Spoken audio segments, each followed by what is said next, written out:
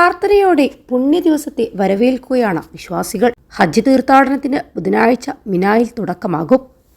ഇതോടെ സ്ഥലത്ത് കനത്ത സുരക്ഷയാണ് ഏർപ്പെടുത്തിയിരിക്കുന്നത്.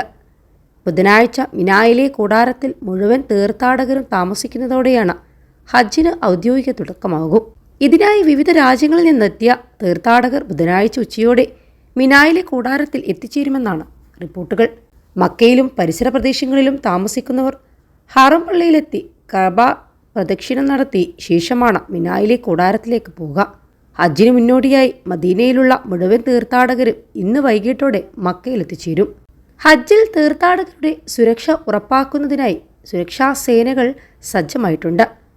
വിവിധ സേനകളുടെ ഫീൽഡ് ദൗത്യങ്ങൾക്കുള്ള തയ്യാറെടുപ്പുകൾ ആഭ്യന്തരമന്ത്രിയും സുപ്രീം ഹജ്ജ് കമ്മിറ്റി ചെയർമാനുമായ അമീർ അബ്ദുൽ-അസീസ് ബിൻ സൗദ് പരിശോധിച്ചു. സുരക്ഷാ സേനയുടെ പരേഡും സൈനിക അഭ്യാസ പ്രകടനങ്ങളും മോക്ക് ഡ്രില്ലും ആഭ്യന്തരമന്ത്രി വിലയിരുത്തി. വിവിധ സുരക്ഷാ വകുപ്പുകളാണ് പരേഡിൽ അണിനിരുന്നത്. ഹജ്ജ് സീസൺ സുരക്ഷിതമാക്കുന്നതിനും തീർത്ഥാടകരുടെ സൗകര്യത്തിനുമായി ഉയർന്ന സാങ്കേതിക സംവിധാനങ്ങളാണ് ഒരുക്കിയിരിക്കുന്നത്.